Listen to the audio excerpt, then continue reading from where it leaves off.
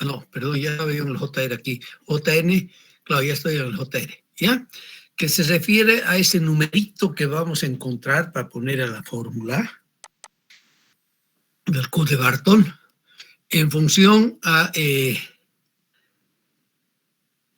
primer gran criterio. Vamos a dividir entre el grupo donde hay un contacto entre las dos caras de la discontinuidad y contacto entre las dos caras antes de un desplazamiento de 10 centímetros. Es el primer grupo. Y hay otro grupo, el C, que es donde no se produce contacto entre los planos de discontinuidad. ¿Ya? No hay. Esos son los tres grupos que vamos a tener. Y tenemos en este caso para el al JR, aquí, no, perdón, me pasé mucho. El C no existe contacto en ninguno, ¿no? Y vamos entonces en diferentes casos de la A hasta la J. Son diferentes casos que vamos a tener entonces para el JR, ¿ya? Son 9 casos. O sea, lo primero que tenemos que ver es si hay contacto entre las dos caras de la discontinuidad, y si hay contacto y ha habido algún desplazamiento, este debe ser menor a 10 centímetros. O sea, son las definiciones que usaron los que proponen este nuevo sistema de clasificación. Bien, cuando tenemos diaclasas o discontinuidades, nuevamente estamos hablando aquí simplemente de sinónimo, ¿no? O discontinuidades que son discontinuas, van a tener valor de 4. ¿Ya? Diaclasas onduladas, rugosas o irregulares, 3. O sea, aquí fíjense, aquí hay que tener un poquito más de cuidado en hacer la elección del valor que vamos a adoptar. Claro, y va a depender de la calidad, digamos, de la más que exactitud, de la amplitud que tenga la definición, la observación que se ha podido hacer en campo. Diaclasas onduladas, lisas. Tengo 3 clases de diaclasas, 3 onduladas, una rugosa, lisa y perfectamente lisa. Va a ir cambiando su valor. Aquí tengo también 3 discontinuidades que son planas. Plana, plana y nuevamente rugosa, lisa, perfectamente lisa. Este tipo de descripción hay que tomar en cuenta cuando uno está en el campo, sacando datos, ¿no es verdad? Para ver dónde va a encajar mejor con sus datos como tal. No, ojo, estas descripciones se refieren a caracterizaciones en pequeña escala y escala intermedia. O sea, hemos visto ya en el capítulo 3 que hay un factor de escala, ¿no? Para la discontinuidad. Es escala pequeña, eso se refiere a L igual a 10 centímetros.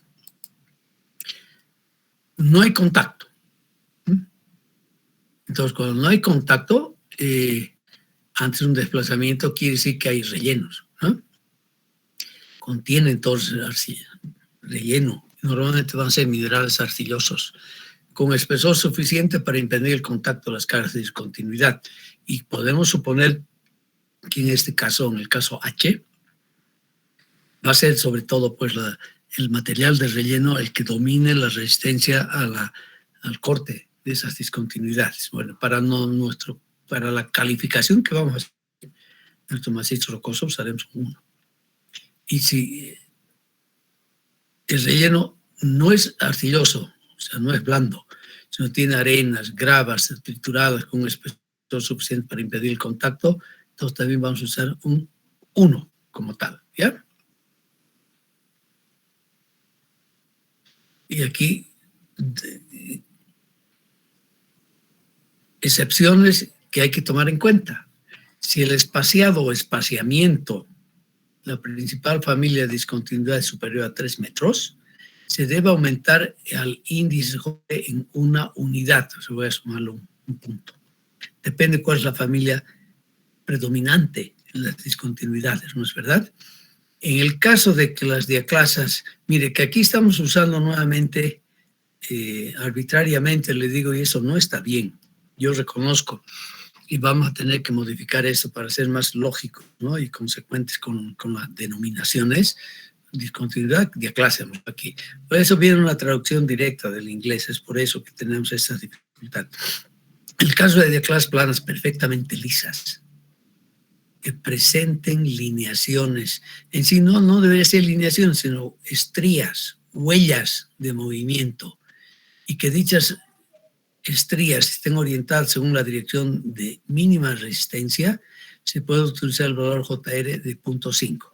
Hay que bajarlas. O sea, y es porque aquí en estas, fíjense ustedes, que no estoy hablando de, como sí, en Wieniawski, pero no estoy hablando de huellas, de movimientos, que son las estrías, ¿no? Cuando ha habido movimiento.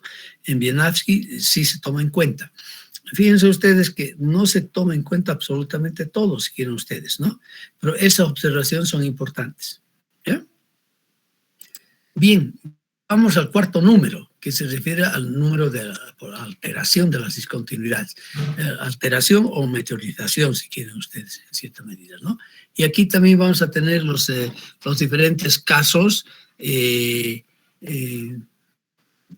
Vamos a considerar los grupos en que hay contacto o no hay contacto entre los planos de la discontinuidad. Pero ese concepto espero que esté ya muy claro, ¿no? Si hablamos de planos de la discontinuidad, sabemos que una discontinuidad, una diaclase tiene dos caras, dos componentes, dos planos. ¿Ya? Los diferentes casos, nuevamente, discontinuidad cerrada, dura, sin reblandecimientos, impermeable, por ejemplo, cuarzo, epidote, qué sé yo. Bueno, aquí un valor de 0.75. Es totalmente cerrada y dura. Cuando hablamos de reblandecimiento, quiere decir que no hay ningún tipo de alteración, ¿no es verdad? O sea, es una roca fresca, prácticamente paredes frescas. ¿Ya?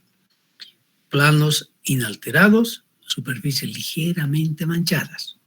Esos nuevamente vemos cierto óxido en algunos casos, de acuerdo a al fenómeno y a qué condiciones meteorológicas y de ambiente ha sido sometida a esa discontinuidad.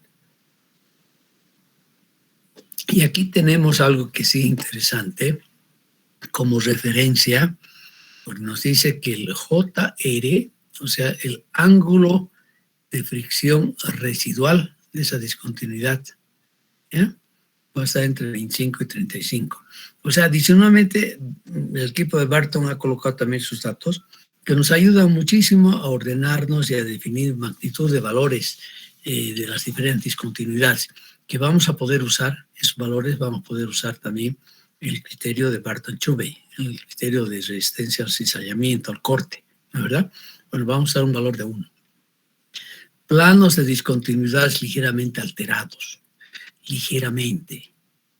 Presentan minerales no reblandecibles, o sea que no han sufrido ningún tipo de mutación, de cambio. Partículas arenosas, rocas desintegradas libres de arcillas. 2. Y así sucesivamente. El D, por ejemplo. Recubrimientos de arcillas limoso o arenosa. Fracción pequeña de arcilla. Fracción pequeña, no blanda. Puede llegar a 3. Aquí, al buscar el JA, siempre vamos a tener más problemas, les debo decir. ¿Ya? Recubrimiento de arcillas blandas o de baja presión, arcillas blandas, como caulinita o mica. También clorita, talco, yeso, grafito. Y pequeñas cantidades de arcillas expansivas, pues entonces puede tener un valor de 4. Hay contacto de los planos antes del desplazamiento de los 10 centímetros. ¿Ya? Y aquí se hace más crítico, va incrementándose el valor del JA. Partículas arenosas, roca desintegrada libre de arcillas. Aquí ya estaban fregados, ¿no? Entonces ya tenemos evidentemente una degradación de la roca madre, ¿no? Que nos define y la formación de arcillas, entre otras cosas. Hay relleno fuertemente sobreconcentrado, rellenos arcillosos, cuando hay rellenos que no están blandos, o sea que todavía están duros, falta de agua, muy posiblemente, ¿no? Espesores inferiores a 5 milímetros, 6. O sea, hay que leer con mucho cuidado entonces para elegir dónde, y de acuerdo a la descripción que tengamos, dónde vamos a estar, ¿no? Si hay una sobreconsolidación media-baja y hay reblandecimiento, o sea, cuando hablamos de reblandecimiento de estos reyes como tal, ¿no? Con espesores menos a 5 milímetros, aquí han tomado un poco el criterio de Vinapsi también de los 5 milímetros, ¿no? Entonces, y está reblandecido ese material, se nota que está, ya, digamos, fofo, blando como tal, vamos a elegir entonces un valor igual a 8. Y así sucesivamente, ¿de acuerdo? Al gota igual, cuando hay arcillas expansivas, osmorilonitas, todavía inferior a 5 milímetros, ¿no es verdad? Y aquí, en este caso, el JA va a depender del porcentaje de partículas con tamaños similares a las arcillas expansivas. Y finalmente, el tercer caso es el que tiene el coeficiente más bajo, más alto, el JA, por lo tanto, el ángulo de fricción residual más bajo, y ha habido además ya desplazamiento, ¿no? Y aquí, en este caso, son zonas blandas de rocas desintegrado o triturada y arcillas, ¿no? Zona blanda de arcillas limosas o arenosas con pequeñas fracciones de arcillas reblancibles, voy a usar un 5. Aquí en este JA siempre tenemos más problemas en elegir el valor que vamos a usar porque estas definiciones no son tan ingenieriles, ¿no es verdad? Aparte de que son hechos ingenieros seguramente, pero no son tan ingenieriles. Y finalmente, si vamos a los últimos grados que los han juntado al OPR, zonas o bandas continuas de arcilla. Es bien personal. Y de espesor grueso.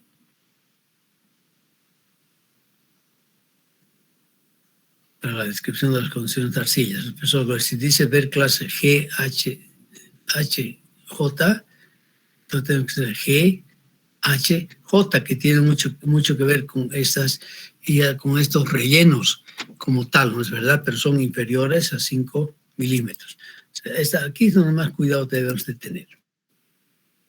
Bien, el quinto número se refiere a la presencia de agua como tal. Hemos traducido como estaba también, aunque aquí hemos puesto factor de reducción, simplemente es un factor, es un número, ¿no? Que evidentemente va reduciendo su valor, es otra cosa, ¿no? Debería llamarse aquí nomás factor de... Y esto lamentablemente lo tengo en... No puedo abrir. No, mentira. Que ve, yo pensé que no estaba editable. Eso de reducción no tiene sentido. Vamos a corregir ya. Por la presencia. Listo.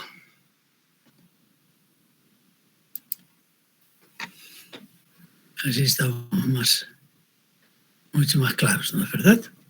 Y aquí sí he puesto la unidad, porque aquí está en kilogramos fuerza, centímetro cuadrado, ¿ya? Kilogramos fuerza. O sea, no estamos hablando en pascales o megapascales, si quieren ustedes. Pero ha sido más lógico poner esto, aunque podríamos cambiarlo para que sea más ordenado. Pero ahorita ya no lo haremos, vamos a perder mucho tiempo. Bueno, pero sí, la unidad aquí de esta presión de agua, por favor, está en kilogramos fuerza centímetro cuadrado, que podríamos poner también en megapascales, ¿no? En este caso aquí estaríamos con 1 megapascal. Tendríamos que dividir todos numeritos, todas esas presiones por 10, pues 9.81, pero la norma boliviana 399 me permite usar 10, ¿no? Entonces vamos a usar 10. Esos son los números que tengo que usar, ¿no? ¿Verdad? Y los diferentes casos. Yo tengo 6, excavación secas o pequeñas afluencias, húmedo, unas pocas gotas, usaré 1. Y la presión, piensen ustedes, tiene que ser menor a 1. A ver, ¿quién me puede decir qué significa en columna de agua la presión de 1 kilogramo fuerza por centímetro cuadrado? ¿Cuánto es? En agua, presión de agua. 10 metros sobre columna de agua. 10 metros. ¿Quién habló? Espinosa Zambrana, Enrique. Un ratito. Yo anoto, muchacho. Espinosa Edgar o Rolando. Espinosa Zambrana, Enrique. Enrique. Muy bien, Enrique, gracias. Mire, ya tiene dos vistos buenos. Y así se va sumando, por todo eso en mi pito voy controlando, pues. Gracias, Enrique. Son los 10, ¿no es verdad? Es lo que tenemos que dar en cuenta. Que miren esa agilidad que tuvo Enrique en decirme rapidito, 10 metros columna de agua. Y así tiene que ser el ingeniero, ¿no es verdad? Rápido. No solo despierto, sino tener los conceptos bien claros en la cabeza. Bien. Afluencia a presión media con lavado ocasional de relleno. Mira aquí son más drásticos que con Bielawski, ¿no? Pero el número no es tan grande, son 66, con esta presión entonces, 10 a 25 metros columna de agua. Afluencia en chorro, aquí ya se nos va complicando la cosa. Si ustedes se fijan un poco, todo esto evidentemente está hecho más para túneles, ¿eh? Y es donde más problemas tenemos, ¿no? Si tenemos problemas, grave. En excavaciones superficiales es mucho más fácil, porque no tenemos esto. Y de hecho debo decirles que no estoy colocando esto acá, porque vamos a ver eso en taludes, un índice de calidad de macizos rocosos de Barton Q especial para taludes, ¿ya? Que lo vamos a usar, tenemos que usarlo.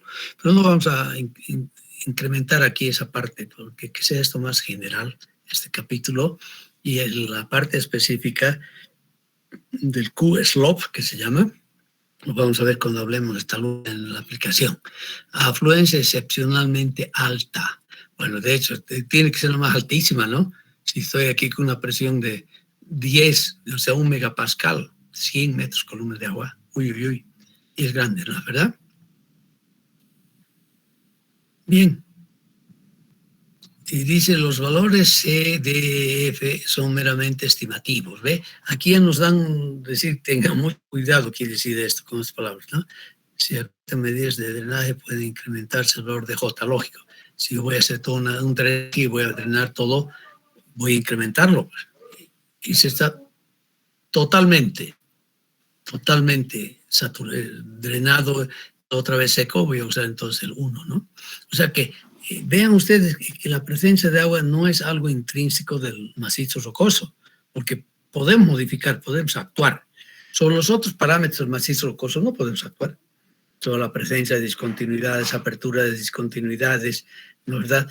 Grado de alteración de las discontinuidades, su meteorización, ahí no podemos actuar, lo que es que está y se acabó. Aquí todavía podemos artificialmente con obras modificar este JV, que es lo que nos dicen acá, ¿ya? Ok, no se han considerado problemas especiales derivados de la formación de hielo. En el Q-Slope, cabalmente sí tomamos en cuenta también la formación de hielo. Y finalmente tenemos el factor SRF, que es un factor de reducción de esfuerzo, se llama, y que se lo ha introducido para considerar el estado de esfuerzos en el cual se está trabajando, el estado de esfuerzos inicial, ¿ya? Que eso sí es importante, estado de esfuerzos inicial. Y tenemos otra vez todos estos 8 categorías, 1, 2, 3, 4, 5, 6, a ver, 1, 2, 3, 4, 1, 2, 3, 7. 7 calidades, si quieren ustedes, ¿ya? Donde nuevamente tiene básicamente que ver con la excavación de subterránea, no más que superficial, y con las definiciones que nos dan acá para hacer la elección respectiva. En este caso, a veces es más fácil trabajar con Bielawski, que es un poco más cuantitativo. Aquí es la cosa, es un poco más cualitativa, si quieren ustedes, ¿no? Para definir este SRF. ¿Ya? Pero sí consideran, es verdad, y aquí está la gran diferencia con el Bielawski como tal. Bueno, pues si es una clase A, ¿cómo la definimos? Múltiples zonas débiles con arcilla, o roca desintegrada químicamente, roca de contorno muy suelta, o a cualquier profundidad. Es importante. 10. Aquí es cuando tenemos, casi ya deja de haber macizos rocosos, si quieren, ¿no? Zonas débiles aisladas, contienen arcilla o roca desintegrada, profundidades menores a 50 metros. 5. Nos limitan la aplicabilidad en función a la profundidad como tal, ¿no es verdad? Y la cantidad de zonas de fracturas que se puedan tener. Aquí, por ejemplo, múltiples zonas de fracturas en roca competente, roca de contorno suelta o a cualquier profundidad, libre de darse. Por ejemplo, esa traducción creo que no está bien, porque ¿qué es roca de contorno suelta? Pues mira, esto voy a tener que revisar un poco más. Hace tiempo que tradujimos y eso hizo un competente estudiante que trabajaba conmigo. Pero ahora que leo con mucho cuidado con ustedes, veo que tenemos que revisar un poco, ¿no?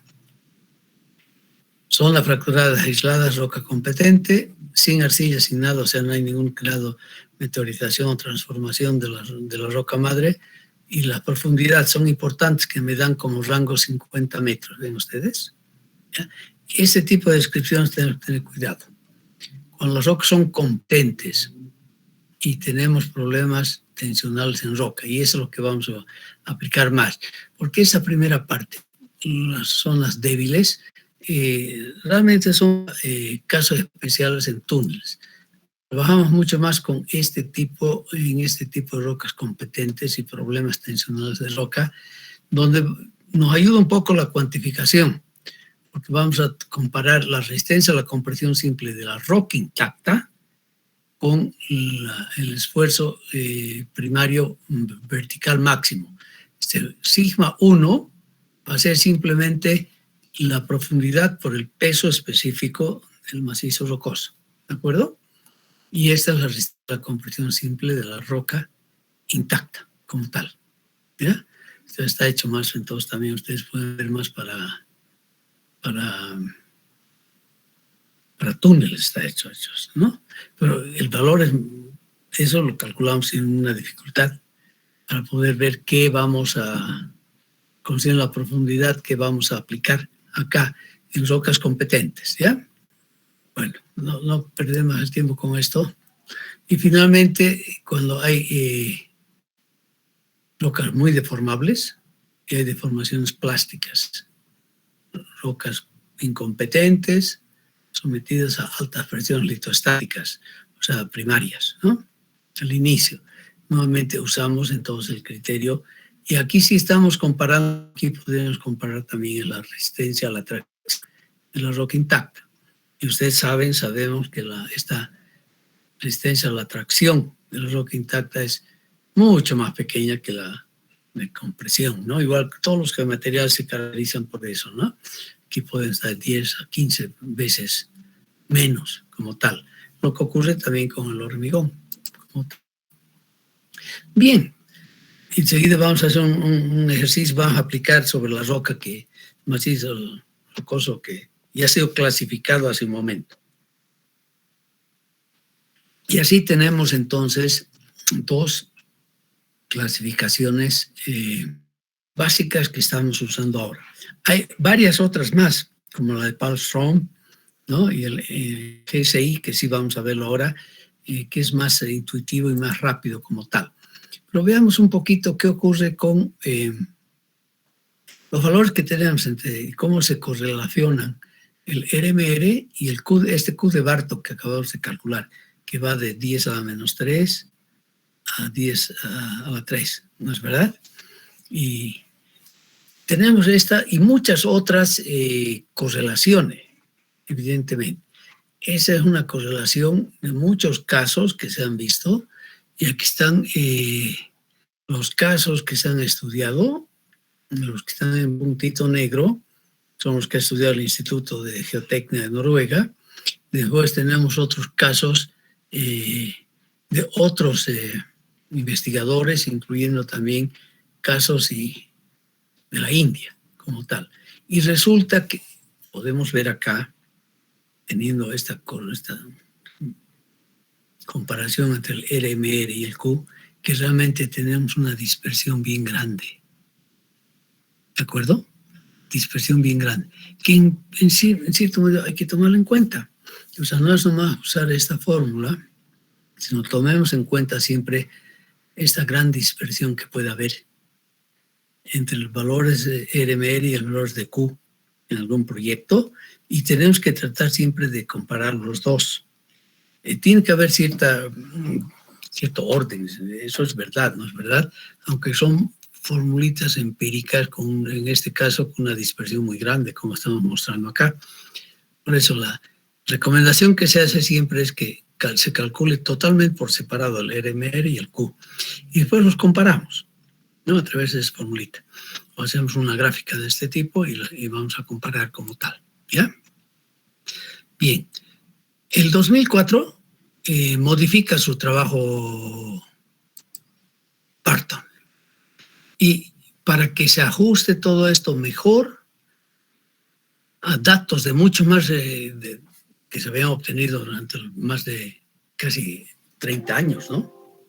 Casi 30 años. O sea que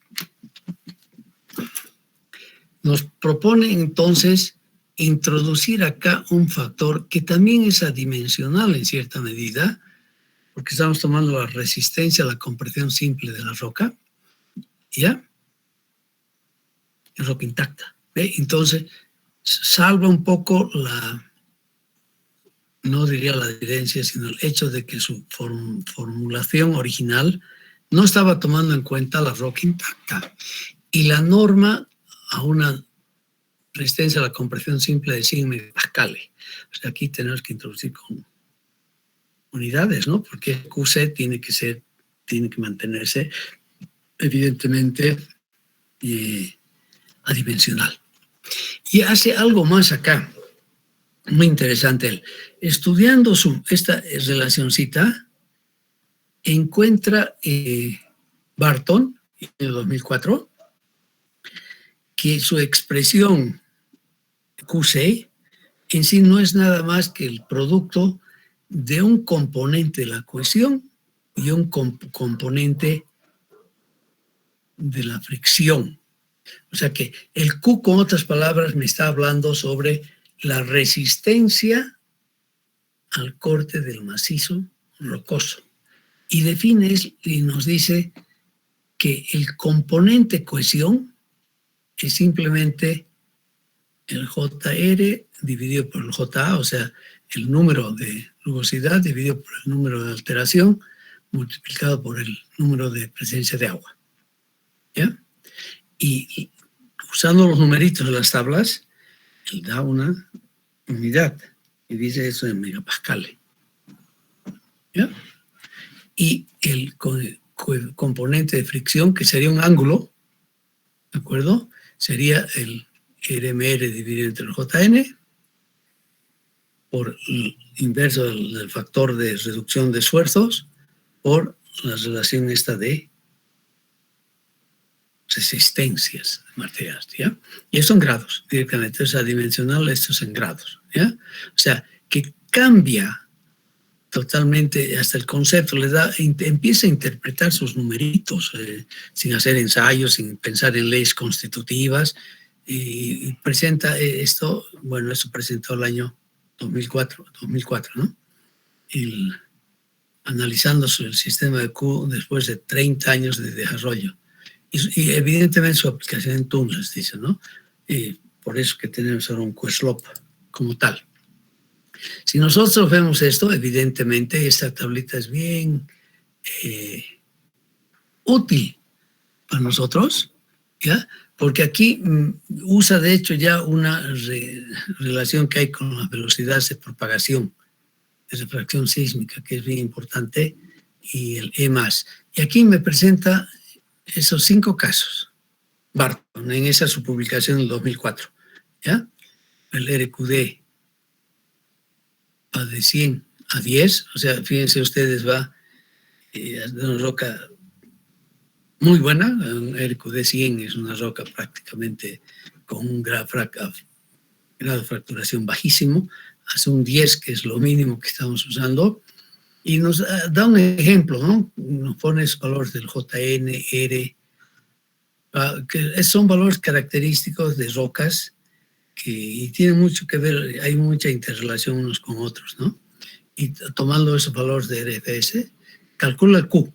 O sea, este Q lo vamos a poder calcular con todos esos valores rápidamente, ¿no? Y toma en cuenta además esta resistencia a la compresión simple de la roca intacta para calcular el QC. Y una vez calcula el QC, que es el factor, es el ángulo de fricción, el FC, que acabamos de definir acá, el CF, y aquí pone FC. Ah, caray, aquí tal vez, no sé si está bien esto. Mire cómo se... No, ese tiene que ser FC. Miren, pondremos nomás bien. FC.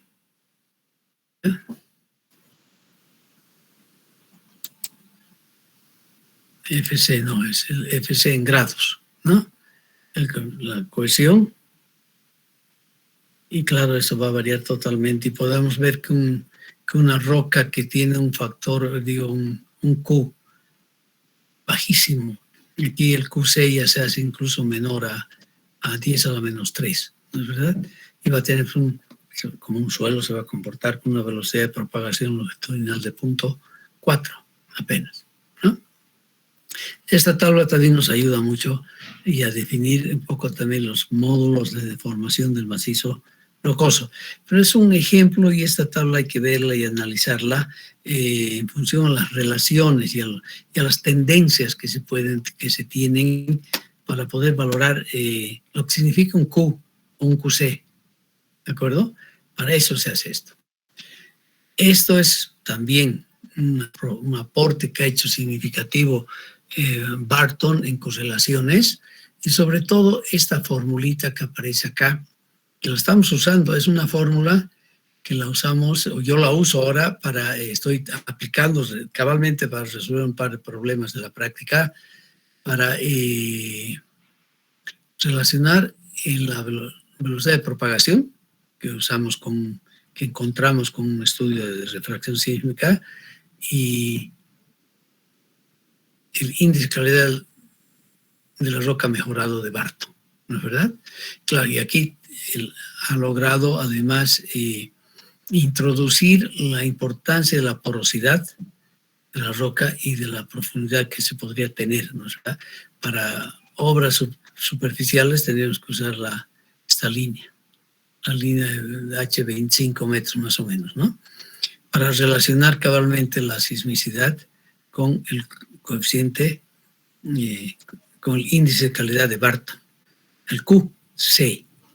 Porque hago todo esto, y voy a estar por acá más o menos, si ustedes fijan, con 10 a la menos 2 QC, que voy a estar aquí con 10 a la menos 2, un poquito más bajo que esto. Entonces voy a tener evidentemente velocidades que macizo con 30 velocidades que van a estar alrededor de 2 kilómetros segundo. Y porque esto sí podemos medir y podemos tener perfiles, hacemos una especie de tomografía, ¿no? Bueno, eso decía para ir más avanzado. ¿Qué aplicación tiene Barton? Directa. Eso les muestro aquí nomás rápidamente porque eso vamos a aplicar cuando estemos en túneles. Nos ayuda con el QC, el Q mejorado, nos ayuda a definir qué tipo de sostenimiento vamos a usar. ¿Ya? O sea, es el ejemplo. Y me dice la longitud del perno que debo tener, el distanciamiento de los pernos que debo tener y además el espesor del hormigón proyectado que debemos aplicar. Y de hecho, los noruegos han sacado su método noruego de túneles, ¿no? Un poco para hacerle, no competencia, sino para mostrar que ellos también tienen mucho conocimiento respecto al NATAM, que es el método austriaco, un nuevo método austriaco de túneles. Bueno, entonces van trabajando en ese sentido, ¿no es verdad? Y aquí sacamos una separación o altura, ¿no? Que no es una separación, debería ser entonces la luz. por la altura, la luz activa como tal, ¿no? Con una relación de soportes dividido. Esto voy a corregir. La aplicación la quiero mostrar. Vamos a aplicar esto sí en túneles como tal. Bien, volvamos a aplicar ahora, y aquí estamos tomando en cuenta ya los datos del 95. Yo pienso que aquí vamos a borrar también este 94 porque ha sido superado. Que aquí presentó 94 Barton, evidentemente, pero vamos a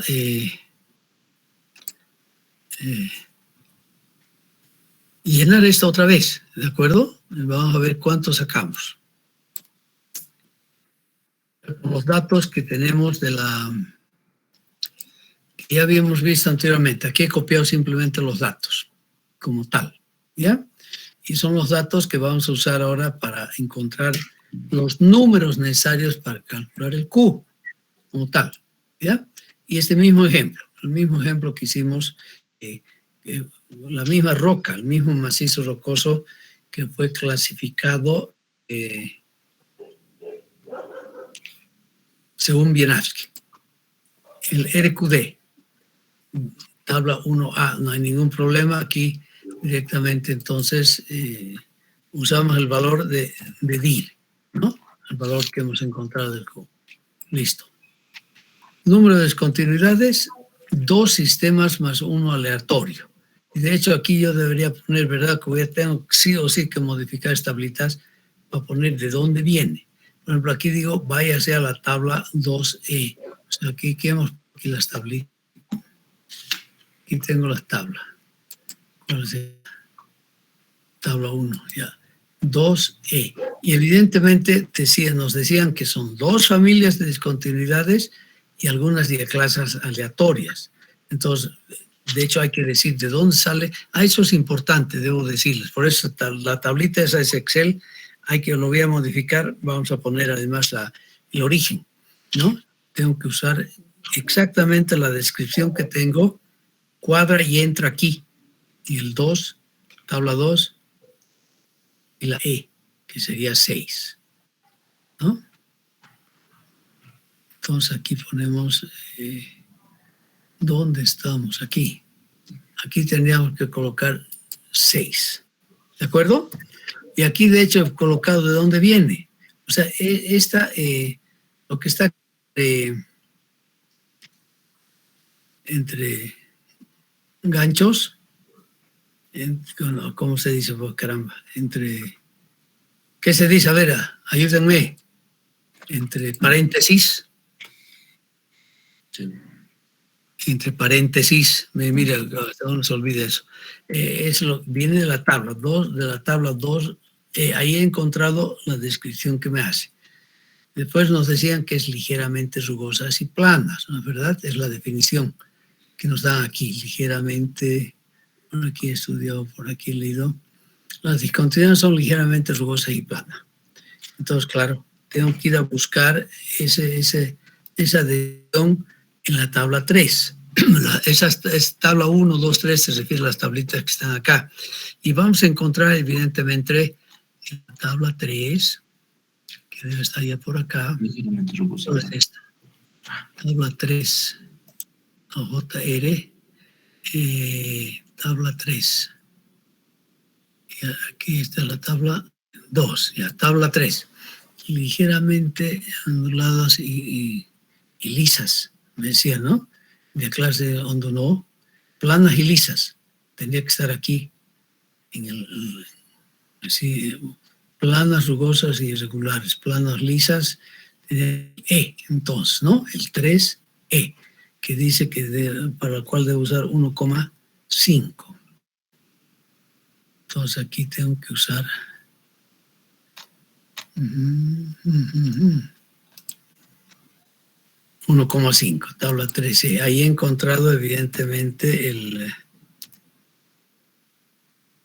valor respectivo. Después buscamos y nos dice que hay manchas de oxidación y son totalmente cerradas. Vamos a ir entonces a 4. En la tabla 4 vamos a encontrar entonces tabla 2, tabla 3, tabla 4, tabla 4, tabla 4. Número A. Dice planos de contenedor superior ligeramente manchadas, ¿no? Aquí es ligeramente manchada. Yo creo que estamos aquí entonces en el 4B. Ligeramente manchada, simplemente, ¿no? O sea, con manchas de oxidación. Entonces vamos a tener un valor de 1 para colocar en nuestra clasificación. Aquí va, evidentemente, 4B habíamos puesto, y aquí va a ser entonces 1. Veamos ahora, es totalmente seco, nos decía, o iba a haber agua, ya no sé cuál es el dato. Mostrando, se espera la presencia de agua intersticial. O sea, vamos a la tabla 5.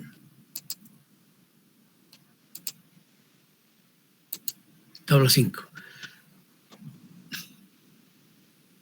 Y definitivamente aquí te voy a estar en el 5A. Excavaciones secas o pequeñas afluencias, húmedo, unas pocas gotas. Yo creo que la descripción que tenemos del caso se deja encasillar aquí en la primera fila, ¿no es verdad? En el 5A, que va a ser entonces igual a 1. Entonces buscamos ese valorcito y lo ponemos acá. Esto también va a ser igual a 1. Y finalmente tenemos el factor de reducción de esfuerzos, ¿no es verdad? Donde vamos a ir a la tabla 6, pero primero vamos a calcular la relación que hay entre la resistencia a la compresión simple, ¿de acuerdo? De la roca, que es muy buena, es un granito formidable, y el sigma 1, que sería el esfuerzo principal horizontal, que no es nada más que el peso específico del macizo rocoso por la profundidad, porque aquí me dicen que vamos a estar a 300 metros de profundidad, ¿de acuerdo? O sea, es un dato que me dan y vamos a usar. Significa entonces que voy a tener aquí, si hacen esta pequeña operación, un coeficiente, una relación de esfuerzos de 22.22 y tengo que ir a la tabla 6. Voy a la tabla 6 y evidentemente aquí voy a estar en el 6J, donde dice tensiones medias, condiciones tensionales favorables. Voy a estar entre 10, 200 y 10. Tengo 22 y algo más. Estoy en este rango, ¿no es verdad? Donde el SRF es igual a 1. Entonces es el valor que vamos a aplicar. Voy a aplicar 1. Y vamos a multiplicar y dividir todo esto. O sea, aquí ya no vamos a hacer a mano. Yo saco la pequeña calculadora. Voy a tener entonces 95 entre 6. ¿De acuerdo?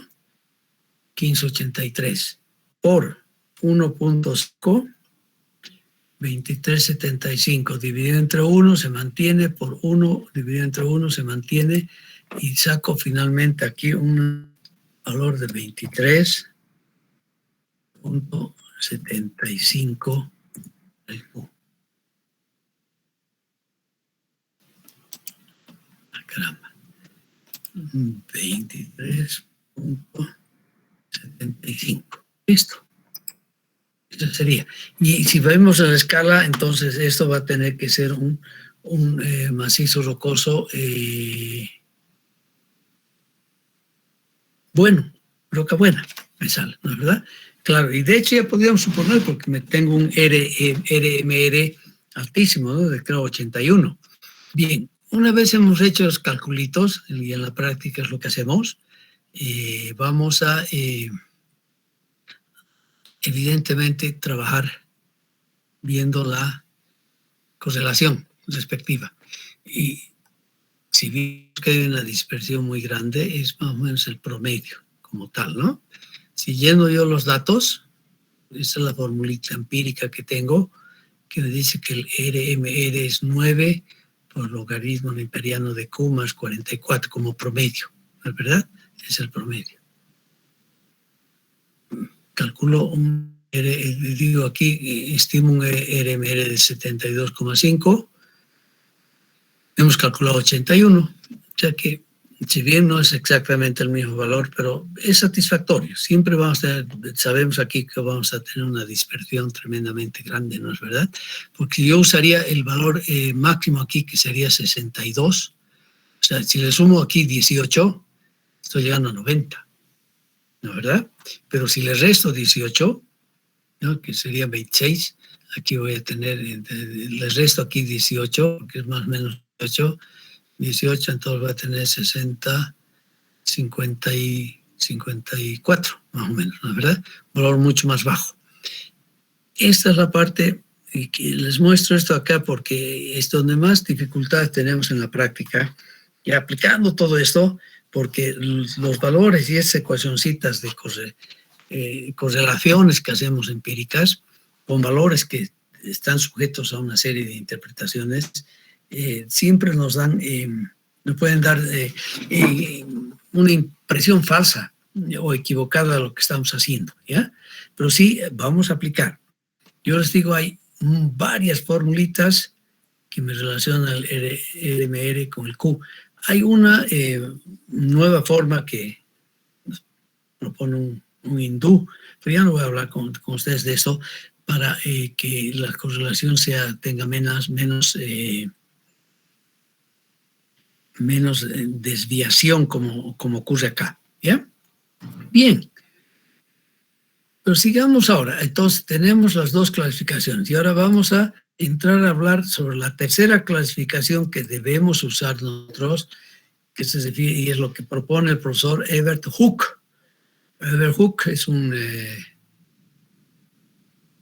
profesor sudafricano, ¿no?, que estudió en Sudáfrica, hizo sus investigaciones. Él era inicialmente ingeniero mecánico y hizo su doctorado cabalmente estudiando rocas de comportamiento muy frágil, y fue el que fue convocado para trabajar más de 10 años en Londres y crear el departamento de mecánica de rocas.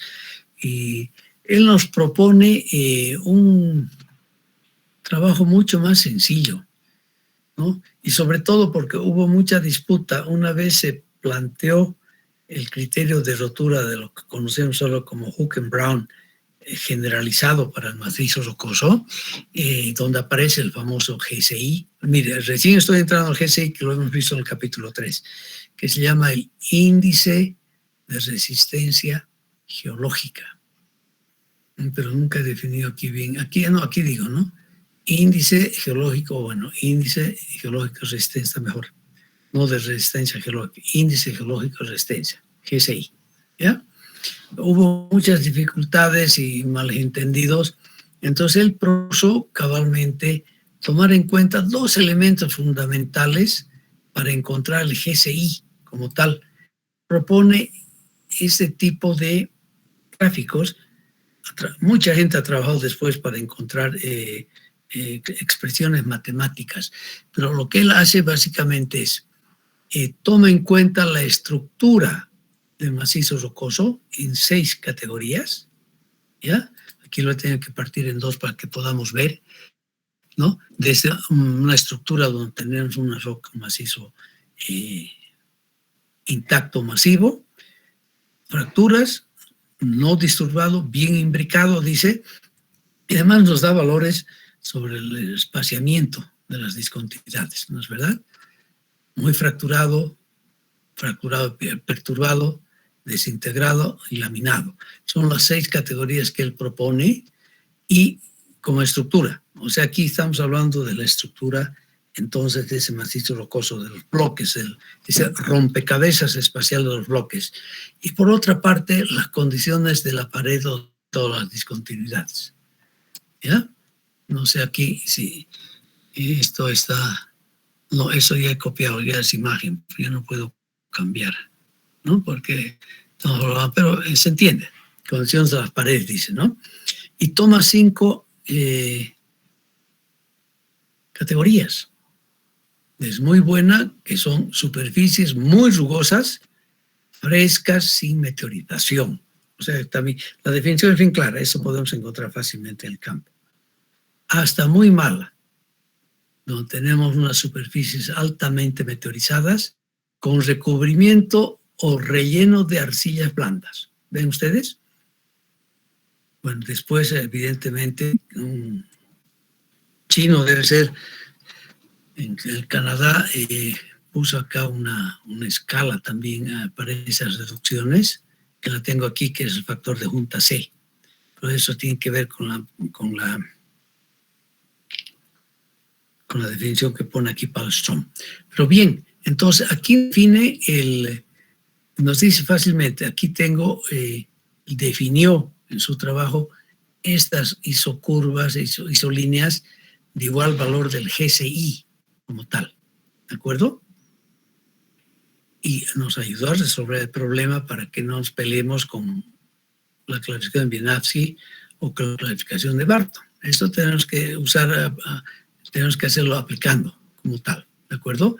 Y aquí les decía que este JC, que es el factor de estado de las juntas, es lo que ha definido el señor Palmstrom, un sueco, que ha trabajado muchos años en esto, y que hemos querido poner esto acá para que ustedes puedan también calcular. Nuevamente son números, donde son números, el número de las condiciones de la junta, tiene que ver entonces con estos tres valores fundamentales, ¿no?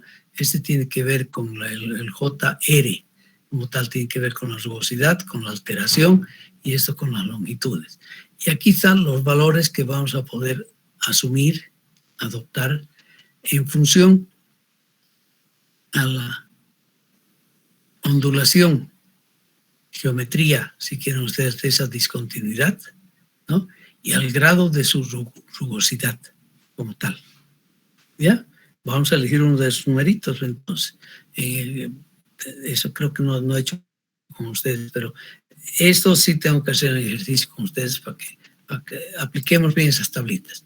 Y el JL, que es la longitud de la diaclasa, la descripción, y si son juntas continuas o discontinuas, eso es lo importante, ¿no es verdad? Y el tipo de diaclase que vamos a poder tener. O sea, es un factor de forma, morfológico, si quiere. Y finalmente el factor de alteración, donde está el JA. Y aquí tengo las diferentes descripciones entonces de cada una de estas juntas. Y con esos valores vamos a calcular si queremos este JC para entrar en esta tabla. Pero yo les digo que a veces aferrarse a esos numeritos ayuda, pero en este caso estas descripciones son suficientemente, nos ayudan y son suficientes para poder saber en qué columna, digamos, estamos como tal, ¿ya? Y vamos a elegir acá un valor que se llama GSI, ese índice geológico de resistencia.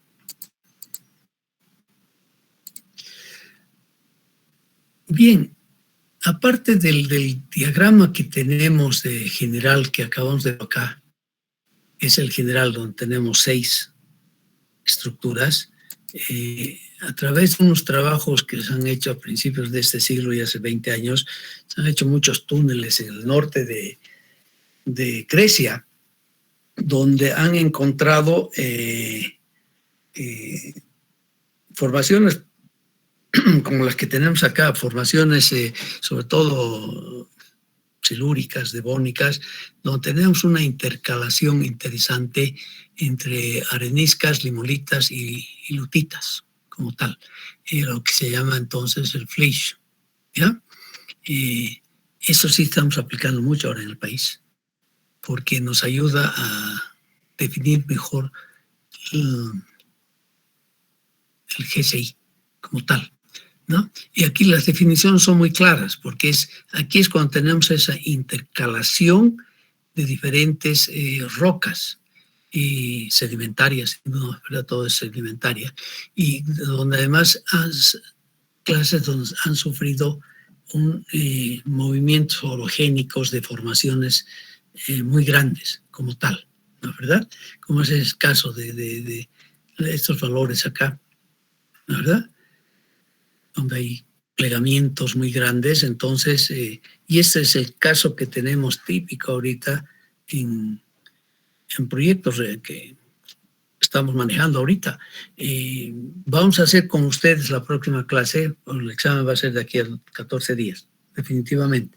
Les voy a mostrar ejemplos de esto para que se convenzan y vean que todo esto es aplicable y nos ayuda a resolver problemas como tal. ¿Ya? Los abaquitos de Hooke para encontrar un GCI. Tenemos fórmula finalmente, bueno, este es cuando hay grandes plegamientos y deformaciones y microsinclinales, microanticlinales, ¿no es verdad? Donde ha habido una deformación tremenda de la corteza terrestre. Y esto sobre todo vemos nosotros, formaciones sobre todo ortodísicas y silúricas. ¿Ya? Es típico y tenemos varios proyectos pues y cosas que hacer en este tipo de ambientes, en este tipo de macizos rocosos como tal. O sea que todo eso nos cae muy bien y aplicamos y nos va a ayudar a definir después propiedades que necesitamos para hacer los calculitos, ¿no es verdad? Bien, esto es lo que se refiere a rocas que son bastante viejas, o sea, son paleozoicas, y donde ha habido procesos y de deformación muy grandes, ¿no? Grandes plegamientos, donde ha habido fallas, sobre todo fallas inversas, etcétera, etcétera. Y en contraste a esto tenemos una tercera cartilla que es para rocas que son totalmente friables, llamadas molases, ¿no? Donde no ha habido ese proceso grande de deformaciones y de fracturamiento como tal, ¿de acuerdo? Entonces, este tipo de gráficos y para encontrar el GSI. O sea, tenemos que identificar nuevamente qué calidad están los macizos, las condiciones de las discontinuidades y elegir la estructura adecuada para poder determinar cuál va a ser nuestro GSI. El GSI es cabalmente ese valorcito, ese parámetro geomecánico fundamental que entra en el cálculo del criterio de rotura de Hooke and Brown. ¿No es verdad? Entonces vamos a poder usarlo. Vamos a poder entonces saber qué vamos a hacer. Quiero darles ahora aquí, con que tengan esto y vamos a aplicar con un ejemplo concreto, como vamos a hacer la próxima clase, pero veamos los ejemplos, ya que nos ofrece Hooke and Brown, para tener comprender de qué estamos hablando. ¿Ya? Cuando tenemos un macizo rocoso tremendamente competente y a mucha profundidad donde hay estallidos, ¿ya? Donde debido a la gran magnitud de los esfuerzos que se generan alrededor de la obra, de la cavidad, va a haber ese estallido de rocas, o sea, un desprendimiento, una falla súbita con mucho ruido y en la liberación de energía del material. ¿Ya? Y si tenemos un material así, claro, competente, totalmente continuo, que equivale a un material aquí, materiales de ese tipo, ¿no? Donde no hay fracturas, roca intacta, masiva. No estoy, de hecho, si yo tengo ese macizo macanudo con pocas unidades, muy buena condición de la discontinuidad, voy a estar con mi GSI por acá, ¿no es verdad? Eso va a estar de 95, 90 más o menos, ¿no? Y es lo que nos muestra aquí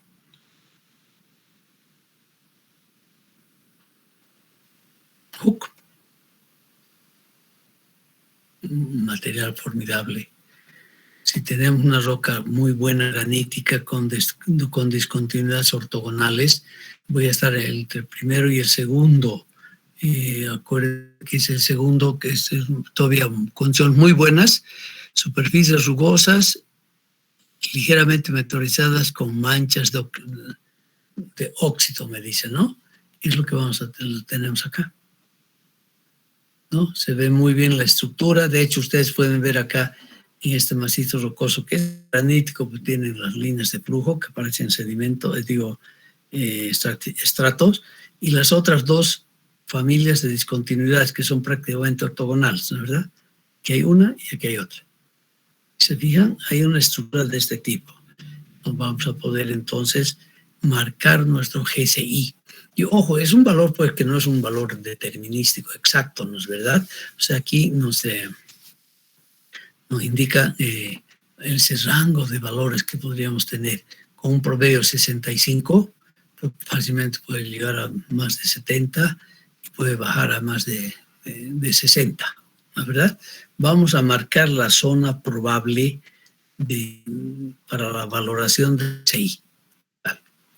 Aquí bloques bien imbricados, andesitas, son rocas que tenemos aquí en Bolivia también en los Andes, ¿no es verdad? Andesita en sí tiene la composición mineralógica de un granito, ¿no? Que tiene entonces cuarzo, feldespatos y biotita, ¿no? Y tiene ya condiciones más desfavorables, digamos, intermedias de las condiciones de las juntas, y ya tiene mayor número de discontinuidades. Entonces vamos a estar por acá. Rocas sedimentarias altamente plegadas, que es lo que tenemos aquí. Les voy a mostrar cabalmente esto que he encontrado en un proyecto recientemente, para que vean que estamos más o menos por acá. Lo único que voy a hacer es usar este abaco, si quieren, y poner aquí la foto de lo que acabo de encontrar, y realmente puedo ver y justificar que estamos aquí en las rocas sedimentarias altamente plegadas, ¿no? Donde tenemos, ustedes se pueden fijar acá, aparte de tener estos diques, pequeños diques de cuarzo, porque ha sido altamente plegado y aquí ha tenido que haber entonces la entrada de magma y que se han depositado y se han solidificado en las discontinuidades que se formaron, formándome este tipo de depósitos, ¿no? Pero aquí ustedes pueden fijarse muy bien cómo van los estratos originales, ¿no? Cómo están plegados, como tal, ¿de acuerdo? Aquí ya es unas rocas sedimentarias formadas tectónicamente con pérdida casi total de su estructura. Fíjense ustedes, pérdida casi total de su estructura. El GCI es entonces bajísimo como tal, ¿no? Las condiciones son muy malas y aquí, bueno, aquí nuevamente los 6 grados de las 6 estructuras que me van a permitir llegar a esta definición como tal. Bien, para cerrar esto, vamos a volver ahora al capítulo 3, ¿ya? O sea, hasta aquí llegamos. Tenemos entonces 3 clasificaciones nuevas, modernas, que es lo que vamos a aplicar, lo que estamos estudiando y tienen que conocer ustedes como ingenieros civiles. La de Vinavsky, ya hemos visto. Esto hay que seguir el procedimiento ordenadamente, ¿no es verdad? Ustedes han visto eso. La de Barton, y finalmente esta de Hooke, que es tal vez la más sencilla, donde tenemos que saber aplicar muy bien los ábacos que tenemos. Bien, volvamos ahora a lo nuestro. ¿Para qué necesitamos en sí todas esas clasificaciones, si quieren ustedes? Y en principio es para aplicarlas en el Hooke-Brown generalizado. Es el criterio de rotura o de plastificación para rocas y macizos rocosos, ¿no es verdad? Y aquí, de hecho, estamos viendo que tenemos, de hecho, todo está normado con la resistencia a la compresión simple de la roca intacta, ¿ya? Y estamos usando esfuerzos efectivos. Esfuerzos efectivos. De eso, por favor, nunca se olviden, son esfuerzos efectivos como tal, ¿ya? Tenemos la misma estructura de la función que propusieron en el año 80 Hooke-Brown para roca intacta, donde aquí teníamos un MI y aquí tenemos un 1. Inicialmente aquí era A era igual a 0.5, 1 dividido entre 2, ¿no es verdad? Eso era para roca intacta. Entonces aquí han ampliado todo este concepto y han logrado formular un nuevo criterio ya matemático de rotura o plastificación del macizo rocoso, que lo vamos a aplicar siempre que tengamos por lo menos 3 familias de discontinuidades, 3 o más familias de discontinuidades macizo rocoso, y la relación y longitud característica de la obra respecto al espaciamiento promedio de las discontinuidades sea grande, ¿ya? Sea bastante grande, sea mayor a 6, 10 veces sin ningún problema vamos a poder aplicar entonces el criterio Hooken-Brown generalizado, donde hacemos calculitos en sí, suponiendo que el medio es isótropo y es homogéneo, ¿de acuerdo? No anisótropo, isótropo. Y eso nos permite resolver varios problemas analíticamente en la práctica. Acuérdense lo que era el MB y el S y el A. Están en función, bueno, son los esfuerzos principales efectivos. Resistencia a la compresión simple son los parámetros específicos de cada terreno que tienen esas expresiones empíricas, porque son empíricas. Esas expresiones las han logrado trabajando intensamente, y les digo, durante mucho tiempo, viendo casos, haciendo mediciones, y bueno, y en base, ¿cómo llegamos a esas formulitas? Debo decirles.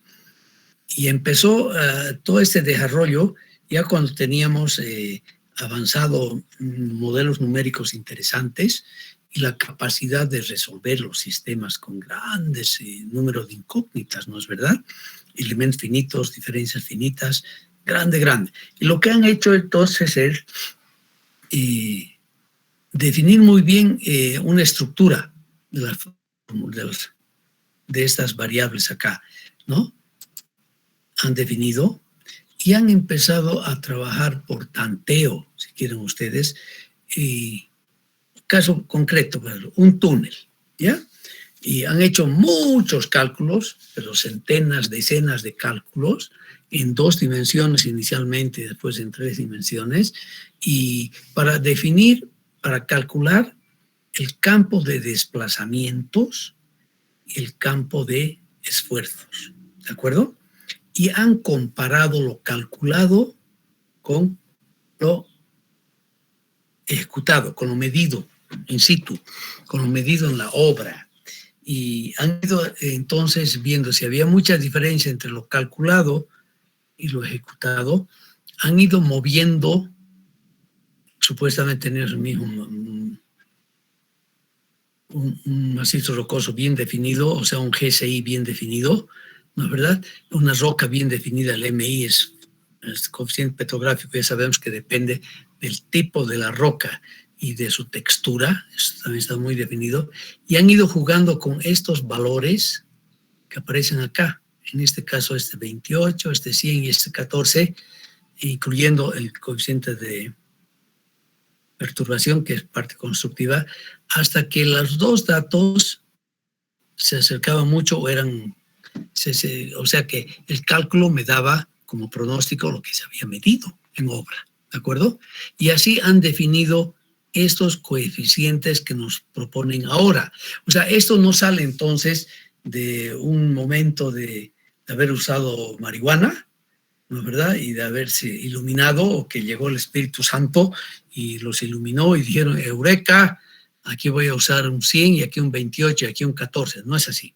Eso tiene un trabajo intenso, inmenso detrás para llegar a esos valores, que han sido ratificados, valorados y a través cabalmente de la aplicación de todas las leyes básicas que tenemos y el análisis de la integración de las ecuaciones que nos describen el fenómeno, ¿no es verdad? Elementos finitos básicamente se usa mucho, aunque también hay grupos de trabajo en el mundo que han usado diferencias finitas, como el grupo norteamericano que ha hecho el programa FLAC. De ahí vienen esos valores, por eso nosotros los podemos usar con tranquilidad porque están bien respaldados, ¿de acuerdo? Y donde han usado evidentemente el GSI para caracterizar, ambientar muy bien su cálculo a ese macizo rocoso que nos estamos encontrando, ¿no es verdad? Y es lo que han hecho. Y así nos han propuesto esas 3 ecuaciones, ¿ya?, que son las que usamos para resolver los problemas en la vida real, ya en la práctica como tal. ¿Y qué significa, de hecho, esta ecuación? Esta ecuación, si yo la dibujo ahora en un campo de esfuerzos en un campo espacial de los esfuerzos, donde tengo las variables principales, sigma 1, sigma 2 y sigma 3, son los esfuerzos principales, ¿no es verdad? Me va a dar una superficie de este tipo, ¿ya? que me dice bien claramente que cualquier combinación de esfuerzos que caiga dentro de este volumen, que estén aquí adentro, son físicamente posibles. Y cualquier otra combinación de esos esfuerzos principales, sigma 1, sigma 2, sigma 3, que caiga por afuera de esta superficie, es físicamente imposible, no puede ser. El material no aguanta. Ahí está el límite del material. Ahí llegamos simplemente a su rotura, a la plastificación como tal. O sea, lo máximo que podemos tener es que esos puntos estén sobre esta superficie, que es la superficie que está, la define cabalmente la función, la fórmula de Hooken-Brown. Si yo hago un corte aquí, perpendicular a esta diagonal, ¿no es verdad? Que es el esfuerzo hidrostático, donde sigma 1 es igual a sigma 2 es igual a sigma 3. Entonces vamos a ver una sección de este tipo. ¿Ya? Bien. Vamos a convertir también los parámetros de resistencia de Hooken-Brown a Mohr-Coulomb. Ya no va a ser las deducciones y qué sé yo. Pero fíjense ustedes, llegamos a una fórmulas tremendamente largas, ¿no es verdad? Donde definimos claramente un sigma 3n, que es el valor máximo del esfuerzo de la compresión que vamos a usar para la linearización. En el momento de que esto cambia, fíjense aquí cambian ese sigma es efectivo 3n, vamos a ver que evidentemente vamos a tener siempre valores diferentes de la cuestión y el ángulo de fricción interna, efectivos los dos, ¿no? O sea que esa es la mejor demostración, si quieren ustedes, y además la ligazón la relación entre Hooken-Brown y Mohr-Coulomb, de que en una roca o macizo rocoso no tiene cohesión y ángulo de fricción intrínsecos. Son aproximaciones, por favor, no son intrínsecos.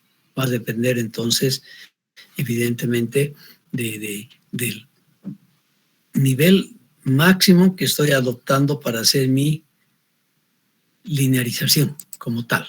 Ya no he escrito ya eso más, con que esto esté claro para ustedes y me doy por satisfecho, si quieren ustedes, ¿de acuerdo? Bien. Esos son los parámetros de resistencia. Ustedes saben que estamos viendo todo siempre desde el punto de vista de la resistencia, que es estabilidad, etcétera, etcétera, pero también tenemos que controlar todo desde el punto de vista de las deformaciones, ¿no es verdad?, de los desplazamientos. Para eso necesitamos parámetros mecánicos que se refieran a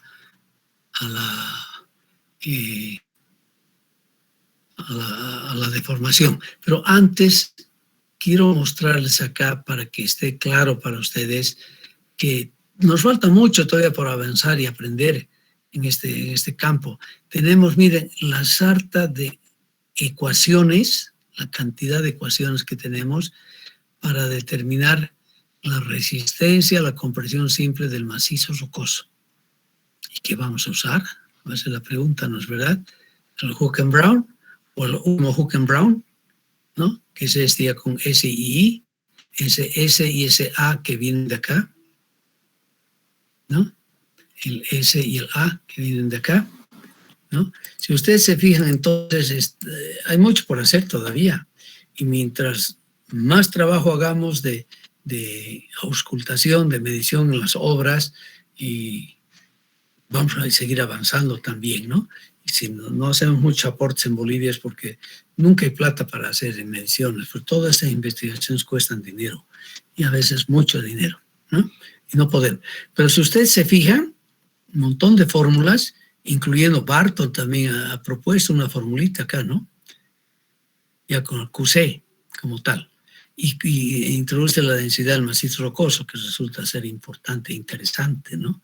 Pero son diferentes estructuras que se han ido, se han propuesto. Inicialmente, por ejemplo, esta fue la que propusieron el señor Bassing y Greenspan en función del Q.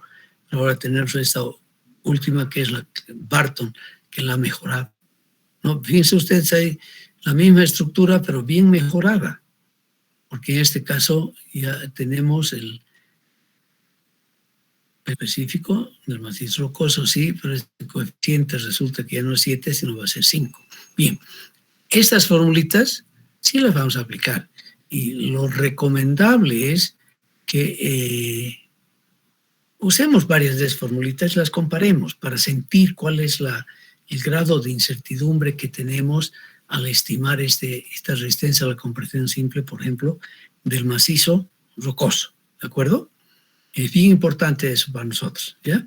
Vamos a usar diferentes formas. De hecho, cuando usamos solo el programita RockLab, estamos ya aplicando esto, ¿no? Para resistencia a la compresión simple macizo rocoso, que también es válido, que está en función de la resistencia a la compresión simple de la roca intacta, y este coeficiente, que es un coeficiente cabalmente, o sea, el S a la A, que sería un coeficiente de minoración de la resistencia a la compresión simple de la roca intacta, debido cabalmente a toda la estructura del macizo rocoso. O sea, acuérdense, aquí entra todo lo que, sobre todo el GCI, ¿no es verdad? Y también el factor de perturbación durante la construcción.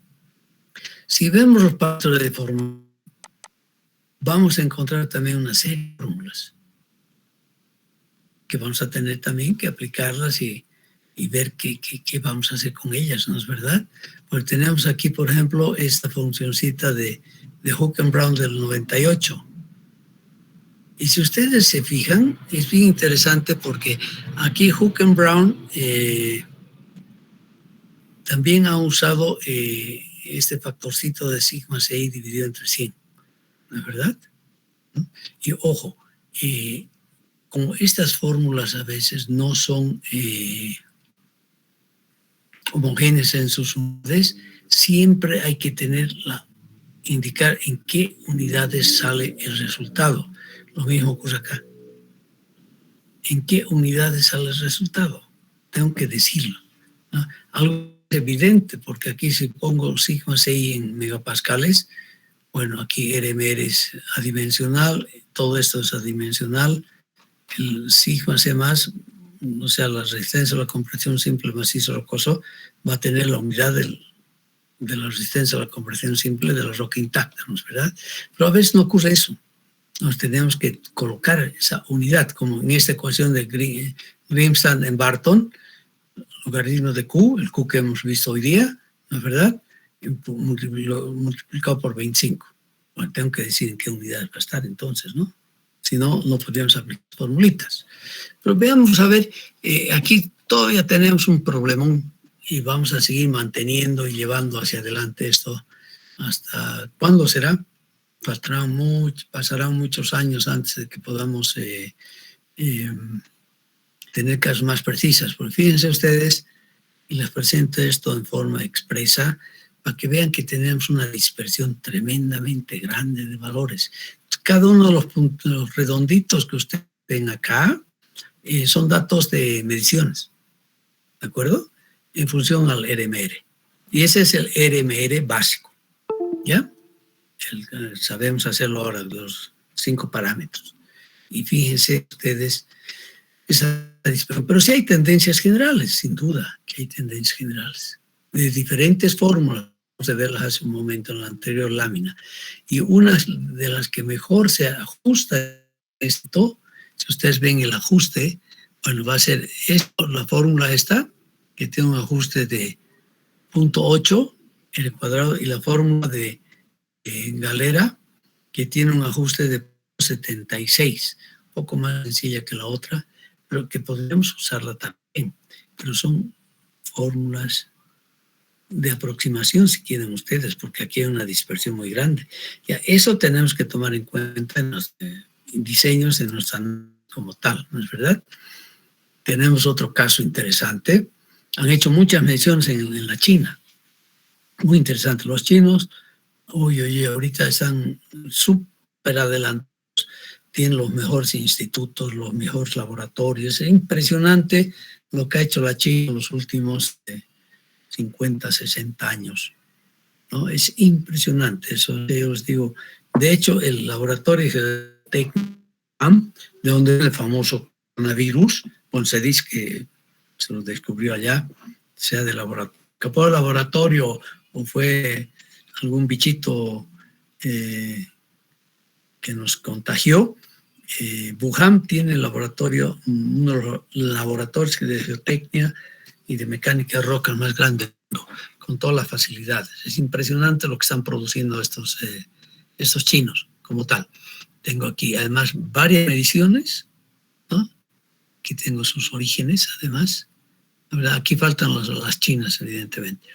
Las diferentes fórmulas que usamos para poder definir esto. Y una de las que se acerca bastante bien con una buena, fíjense ustedes en las tendencias, es la que está en el programita RockLab, que es esta formulita de Dietrich, Dietrich, donde D en este caso estamos dibujando con D igual a 0, o sea, no hay ninguna perturbación. Pero es más o menos la estructura en función al módulo de formación de la roca intacta. Y aparentemente esto es lo que tiene más sentido, ¿no? Porque tiene una base ya física, que es un coeficiente aquí. Usamos un coeficiente de reducción para llegar de la roca intacta al módulo de deformación del macizo rocoso, como tal. Fíjense, ¿de acuerdo? Eso tiene un valor tremendo. No, pero y tiene además su sustento, aparte que está en función del, la coeficiente de perturbación, que va de 0 a 1, y el GCI, del cual acabamos de hablar, ¿ya? También tenemos formulitas para calcular el coeficiente de Poisson.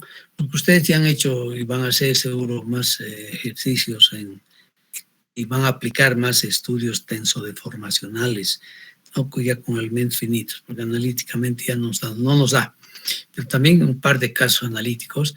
Yo necesito para un calculito en un medio homogéneo e isótropo, necesito el coeficiente de deformación, el módulo de deformación y el módulo y el coeficiente de Poisson, ¿no?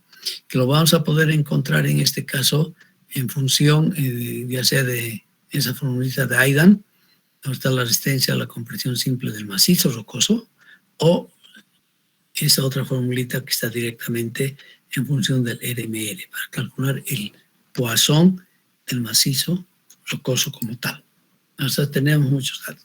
Finalmente, aquí nuevamente creo que no hemos abierto todavía el programita de RockLab, ahorita lo vamos a hacer, que nos va a ayudar a resolver un montón de problemitas cuando podemos justificar que el macizo rocoso es homogéneo en cierta medida e isótropo como tal, ¿ya? Entonces, vamos a... Mira, aquí está, cuando subimos a un congreso, mire, hace 12 años, mire cómo pasa el tiempo, ¿no? Con 4 sansimonianos, excelentes estudiantes, que son ahora excelentes geotécnicos en Bolivia. Estuvimos con Huck en diciembre en el Perú, ¿no? Aquí una foto que es simplemente un recuerdo muy bonito que les puedo mostrar. El Huck se mostró como siempre tremendamente amigo y solidario con nosotros, que fue una buena experiencia poder haber estado con Huck. Estoy abriendo el RockLab, ¿ya? O Data.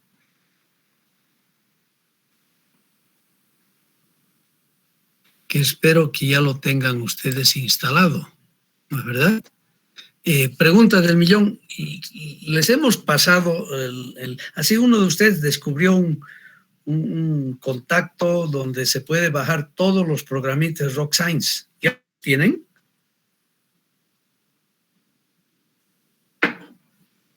¿Quién me puede decir?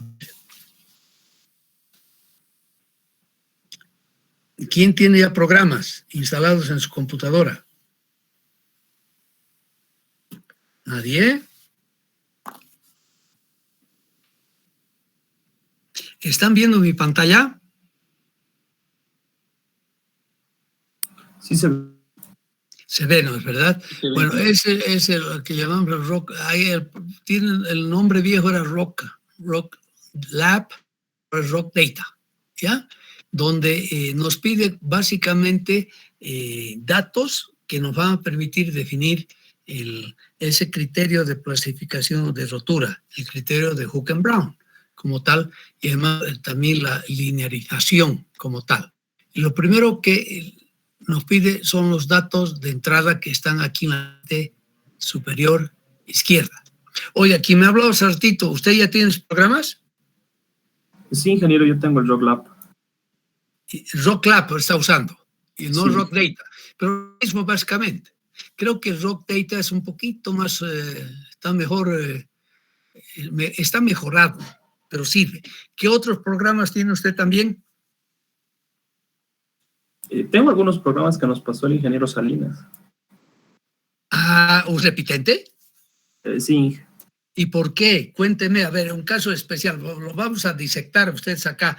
¿Qué ha pasado? ¿Dónde está el problema? Dígame. Me he puesto nervioso en el examen del INGE. Podía haber aprobado. Pero, a ver, ¿cómo es eso de ponerse nervioso, compañero? A ver, cuénteme. ¿No tomó un Valium?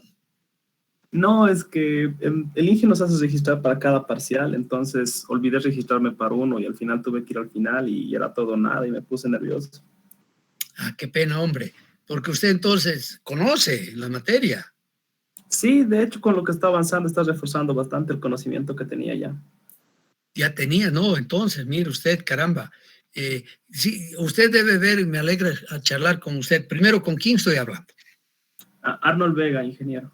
Arnold Arnold Vega Fernández, sí. Vega. Arnold. Cada uno de nosotros tiene su estilo muy propio de expresar, de explicar, de exponer.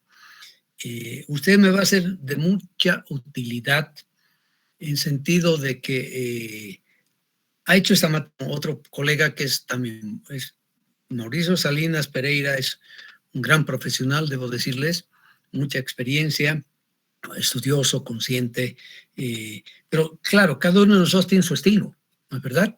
Ahora, un poco la pregunta, no quiero yo compararme con Mauricio, porque es brillante Mauricio, uno de los mejores estudiantes que hemos tenido egresado de San Simón, que merecidamente fue a estudiar a hacer su posgrado a Bélgica, directamente se ganó ir a Bélgica porque era el mejor estudiante además, ¿no? Definitivamente. Pero tenemos orígenes diferentes con Mauricio. Mauricio primero era más suelero, y después se hizo cargo de otro grupo y sabía ya de mecánica y roca, sin duda, y sigue adelante en ese campo. Pero desde su punto de vista, su evaluación personal, Arnold, ¿qué debemos mejorar en esta clase para que sus colegas entiendan aún más dónde estamos? Porque a mí me preocupa mucho que ni un tercio vence de todos los que están inscritos. Es muy bajo ese rendimiento. Eso quiere decir que todos fallamos. O sea, yo no me puedo decir los estudiantes no estudian y no hacen las cosas, por lo tanto se aplazan. Mentira. Eso yo creo que es una posición equivocada, ¿no es verdad? Aquí estamos comprometidos todos. Y todos, algo no está funcionando. ¿Qué es lo que no está funcionando, Arnold, para que haya tan poco grado de aprobación en la materia? Bueno, con el ingeniero Salinas, Inge, hacemos muchas más tareas. La verdad es que nos sobrecarga de tareas y eso, la verdad, espanta a muchos estudiantes porque les consume bastante tiempo, aparte que en sus otras materias también les dan tareas. Con ustedes un poco más rápido, no hacemos tanto ejercicio. Me imagino que vamos a llegar a una parte para hacer puro ejercicios, pero el ingeniero Salinas hace ejercicios mientras explica y deja siempre tarea.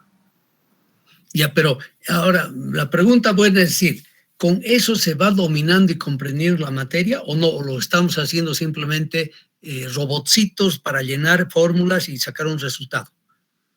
Se entiende bien la materia, Inge. La cuestión es que hay que ponerle un poco más de dedicación. Yo, la verdad, de ingeniero Salinas, por lo que todos dicen, ¿no? Que nos vamos a aplazar sí o sí.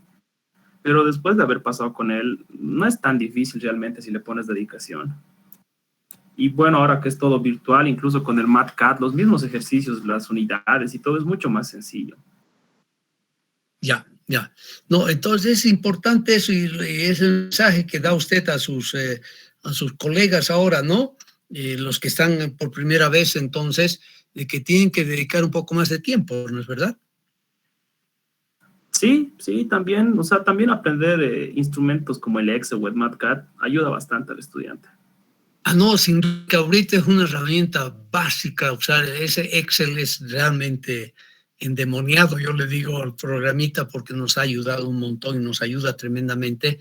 Y si usted además programa y usa el Math, con eso está, pues, tiene una herramienta poderosa para resolver problemas. Entonces, su única observación sería que deseara que hagamos más ejercicios, más numeritos.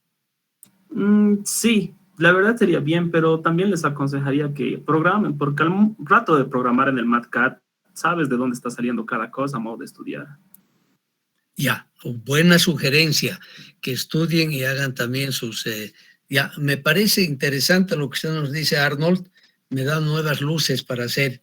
De todas maneras, estamos decidiendo que vamos a hacer el primer examen. Yo estoy tomando el calendario para no equivocarme. Vamos a hacerlo, 16, el 30. Cabalito antes del feriado. Esta vez sí que están fregados, ¿no? Porque el primero cae domingo. O sea, creo que lo van a poner, pero feriado seguro el lunes. El lunes 30, por favor anoten, vamos a hacer examen, ¿ya? Lunes 30. Y vamos a... Sábado 30 no semana, sería, ¿verdad? ¿Perdón? Sábado 30. Perdón, lunes, ay Dios santo.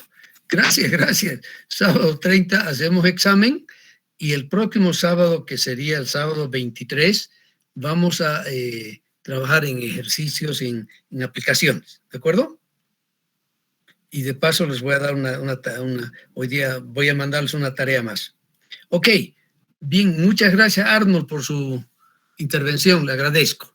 Entonces, de hecho, decíamos, a ver, fíjense aquí en la parte, Arnold lo tiene el programita, ya lo está usando, algunos no lo tienen, tendrían que instalarse, si no es Arnold, es algún colega que les va a mandar el link donde se pueden bajar todo el programita de Rock Science, ¿ya? ¿Alguien lo tiene que está en la clase, ese link, ese enlace?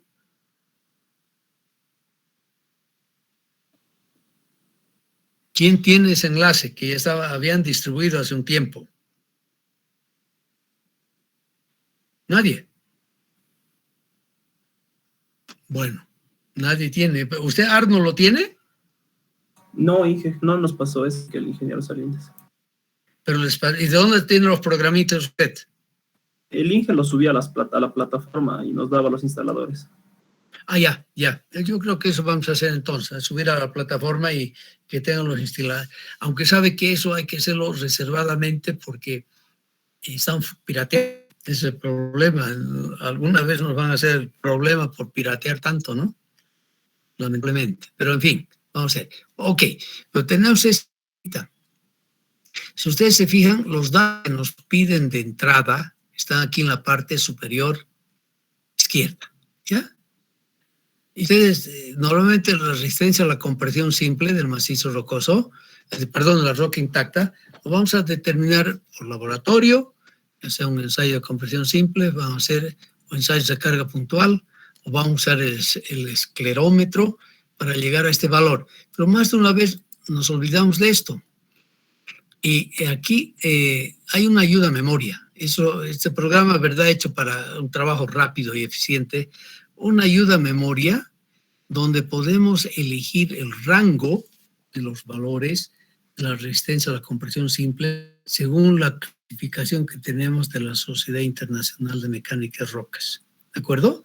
Bueno, y yo elijo, por ejemplo, si vengo aquí, elijo esta. ¿Ya? Entre 25 y 50, aquí me elige un promedio de eso, no exactamente el promedio, 35 megapascales más o menos, si es que responde a esta descripción que tengo, esta ayuda a memoria, digamos, que tengo para definir la resistencia a la compresión simple del macizo rocoso. Lamentablemente todo eso está en inglés. no está en castellano, aunque hay un manualito de uso de ese programa que sí está en castellano, y creo que ya se los he mandado. Tradujeron, creo, en la Universidad en Galicia alguna vez, ¿ya? Pero dice aquí a usted que este rango de valores, que de hecho ya está bien bonito, ¿no es verdad? Tengo limolitas, tengo pizarras, tengo esquistos, tengo hormigón que estamos usando, ¿no? Aquí tengo también antracita y también claystone que son casi el shale, pero son las rocas que se forman debido a la deposición de las arcillas, ¿no? El claystone como tal, que es una lutita en cierta medida, ¿no? Pero que tiene un color un poco diferente, caracterizada por tener partículas, estar formada por deposiciones de partículas de arcilla como tal. Y me dice que no la puedo rayar, ¿no es verdad? O puedo darla, digamos, con una cortaplumas de bolsillo. El testigo sí puede ser fracturado con un golpe sencillo del martillo del geólogo, ¿de acuerdo? Y vamos a estar entonces en este rango de valores. Eso siempre hacemos en la práctica, ¿no? En el campo, además, rápidamente ya tratamos de definir este rango de valores. Aquí usted entra también, si es que no tiene ese valor del laboratorio, y al poner alta, automáticamente recupero el dato y es mi dato de entrada. Y lo mismo tenemos acá cuando estamos buscando el GCI. Hace rato rápidamente hemos hablado sobre las 5 condiciones de las discontinuidades y las 6 estructuras que vamos a poder usar, por ejemplo, ¿no es verdad? Si tenemos, por ejemplo, y claro, lo mejor es cuando aplicamos esto, es mostrar la foto y venir aquí, pinchar acá o sacar el dato, otro abaco y introducir acá. Es lo que quiero hacer el próximo sábado con ustedes, ¿ya? Mostrarles de verdad, paso a paso, cómo vamos a resolver un problema práctico, para que sepan que eso les sirve, además es importante, ¿no? Pero supongamos, por ejemplo, que tenemos aquí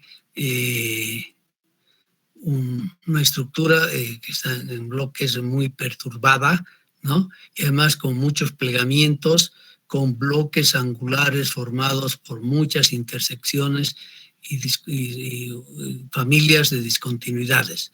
Persistencia de los planos de estratificación y de la esquistosidad, que más o menos sería esta.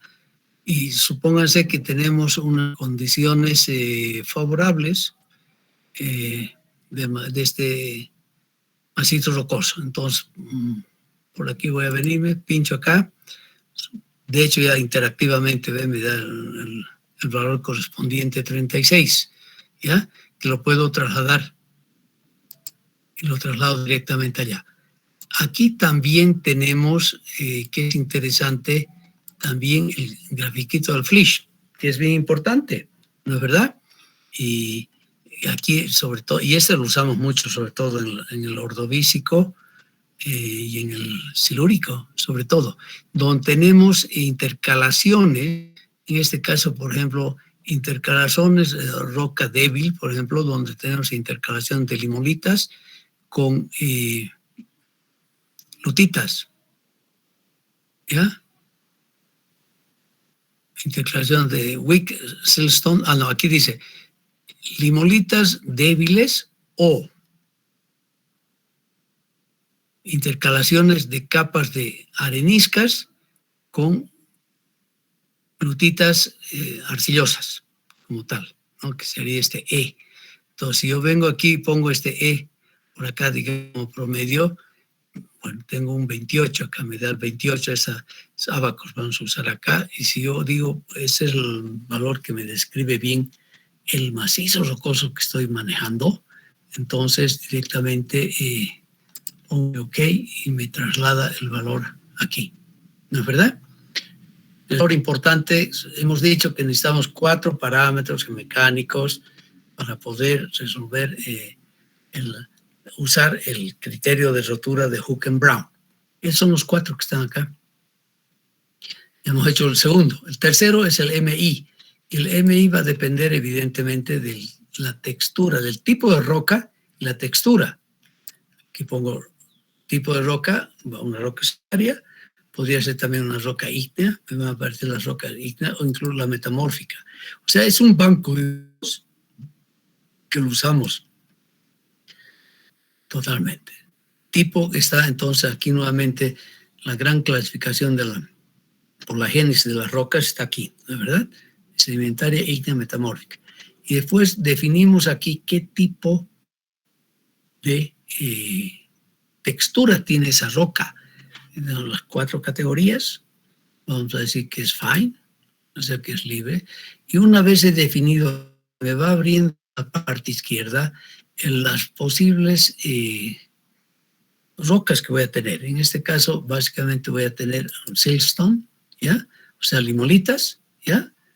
Corresponde a la elección que he hecho del GSI y traslado ese valor acá.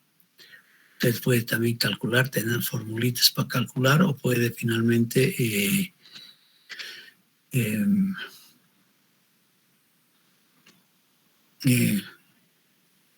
usar las formulitas.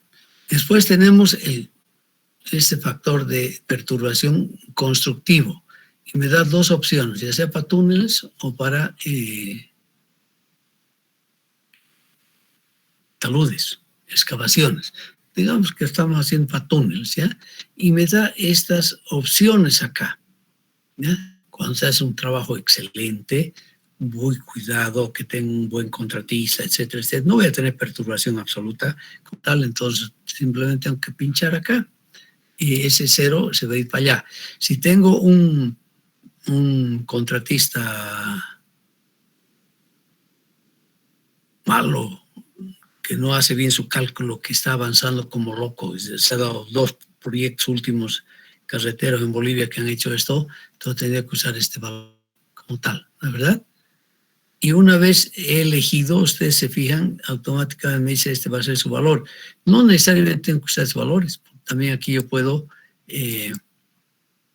ser mucho más, no preciso, sino tratar de acercarme mejor a la perturbación real que me va a causar mi contratista, ¿no? Si es un buen contratista, evidentemente voy a tener un 0 como tal. Supongamos que sea 0.5 acá. Ese valor es llevado totalmente allá en forma directa. Ya tengo los 4 valores de resistencia adentro. Me falta un 5º valor que se refiere a las deformaciones y tenemos 2 posibilidades acá. Usamos la formulita de Dieterich, que es partiendo del módulo de deformación de la roca intacta, o partimos de la relación que podamos usar entre el módulo de deformación y la resistencia a la compresión simple de la roca como tal. Son 2 posibilidades que tenemos, ¿ya? Entonces aquí tenemos nuevamente que elegir simplemente roca, voy a usar sedimentaria, textura, voy a usar la fina, acabamos de usar la fina, y nuevamente elijo, como hemos hecho con la resistencia a la compresión simple de la roca intacta, al siltstone. O sea, este MR es simplemente la relación que existe entre el módulo de deformación, ¿ya?, de la roca intacta y su resistencia a la compresión simple, roca intacta. Voy a poner acá entonces el siltstone, o sea, limolita estamos usando. Para usar el programa tiene un poco que traducir simplemente y conocer las palabras en inglés. No tenemos en castellano este programita, ¿no? Lamentablemente. Entonces, sí, voy a tener este coeficiente como tal que me va a permitir sacar después si se fijan ustedes, el módulo de deformación del macizo rocoso, ¿ya? Una vez hecho esto, automáticamente ya he calculado los coeficientes MB, S y A que entran en la formulita básica de Hook and Brown, y además estoy graficando y acá me grafica directamente, ¿no es verdad? Y me da aquí las entradas de los datos y los resultados. como tal, ¿no? Bien. Me piden ahora aquí, vamos a ver la linearización. Estamos hablando, vamos a hacer para un túnel, digamos, ¿no es verdad? Y me dicen aquí en esto que avise cuál es el peso específico del macizo rocoso. En este caso usamos entonces vamos a tener aquí el 26 kilonewton por metro cúbico, que es el peso específico razonable de este macizo rocoso. Y ojo, aquí me dicen además unidades como tal. Y me dicen además, ¿y a qué profundidad está? Porque vamos a hacer la